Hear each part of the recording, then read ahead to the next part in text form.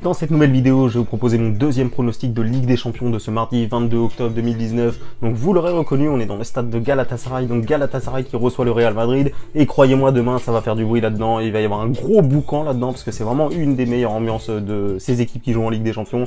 C'est vraiment une pression difficile à supporter pour les adversaires. Donc déjà, premier avantage pour Galatasaray, le public. Tout de suite, analysons bien évidemment les cotes. Donc bien évidemment sur Pinacle c'est sorti, alors on va le voir, c'est sorti à 6,27, c'est maintenant à 5,43, c'est sorti à 4,58 le match nul, c'est maintenant à 4,10 et c'est sorti à 1,53 pour le Real Madrid et c'est maintenant à 1,66.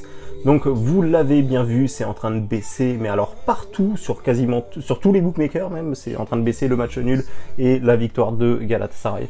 Pourquoi? Bah tout simplement parce que déjà, on va le voir juste après, il y a des absents pour le Real Madrid. En plus de ça, le Real Madrid est en train de montrer vraiment un mauvais visage. Ils font vraiment des matchs moyens, ils ont vraiment pas des bons résultats, surtout en Ligue des Champions. Donc voilà, donc tout de suite, on va passer aux absents, bien évidemment. Donc je vais vous ouvrir le match sur Flash Résultats. Donc vous allez voir, donc vous pouvez bien voir ici, bien au centre, vous pouvez bien voir que Asensio n'est pas là, Bale n'est pas là, Modric n'est pas là, Nacho n'est pas là, et Eden Hazard est incertain pour raison personnelle. Alors là franchement je vous avoue que j'ai pas été me renseigner encore sur s'il sera là ou pas. Kroos blessure à l'aine, donc je pense que Kroos sera là. Voilà, donc après il y a d'autres incertains, donc Falcao, Lemina, Agba, un joueur turc. Donc voilà, donc après pour Galatasaray. Donc voilà, donc qu'est-ce que je peux vous dire sur ce match-là? Donc vous voyez déjà, il y a quand même des absents pour le Real, le Real va quand même devoir supporter une grosse pression. On va voir tout de suite le classement, donc vous pouvez bien voir que le Real Madrid est dernier et que si jamais ils perdent demain, et qu'en plus de ça, imaginez que Bruges gagne contre le PSG, ça va devenir très compliqué pour le Real Madrid d'aller chercher les deux premières places. Donc maintenant, il y a une pression qui est tout simplement énorme sur le Real Madrid. Si jamais, imaginez que demain ça casse, voilà. Alors que Galatasaray, il n'y a pas de pression pour eux. Leur objectif, je pense que c'est finir.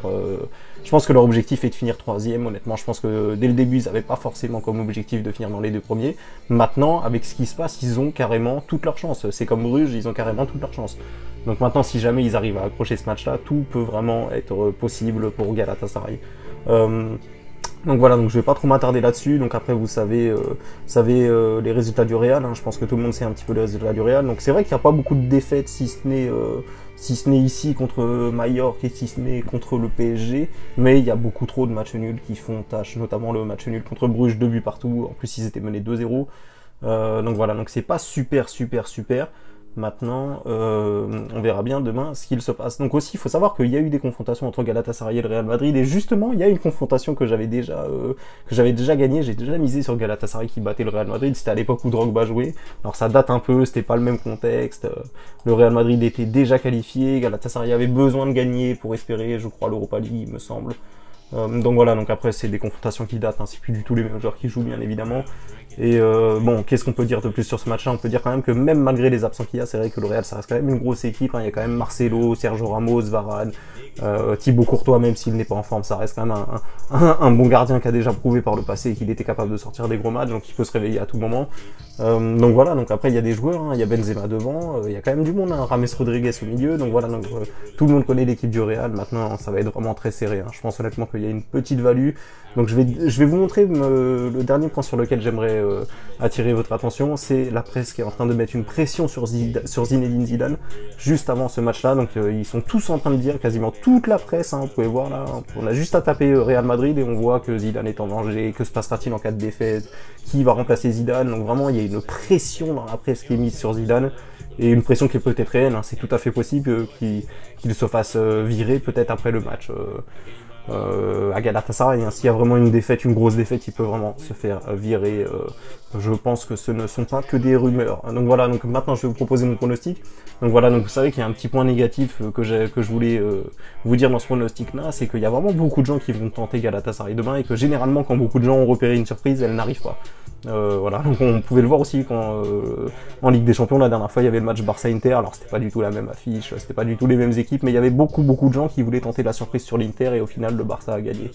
Bon après voilà, donc je m'attarde pas et je vous propose mon pronostic sur ce match-là, qui va être un pronostic quand même assez sécurisé. Je vais quand même vous proposer une sécurité.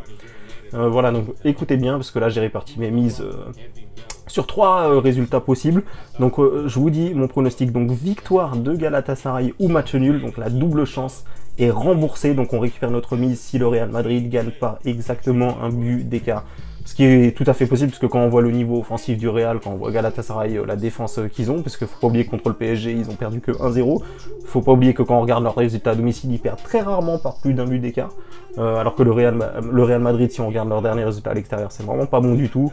Même si c'est vrai que, comme je vous le dis, j'aime pas trop me fier forcément à des statistiques en Ligue des Champions par rapport en championnat.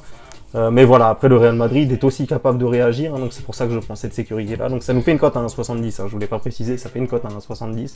Et c'est pour ça que je prends la sécurité. Real Madrid gagne par exactement un but d'écart, parce qu'il y a quand même des joueurs comme Sergio Ramos, voilà, il y a quand même des bons joueurs qui sont capables d'aller chercher peut-être une victoire, même dans une grosse ambiance comme ça. Ils connaissent quand même ces grands matchs, les joueurs du Real. Donc voilà, donc après c'est un coup à tenter, voilà. Donc je vous ai dit mon pronostic, libre à vous de le suivre ou non. Et sur ce, je vous dis à bientôt pour mes prochains pronostics.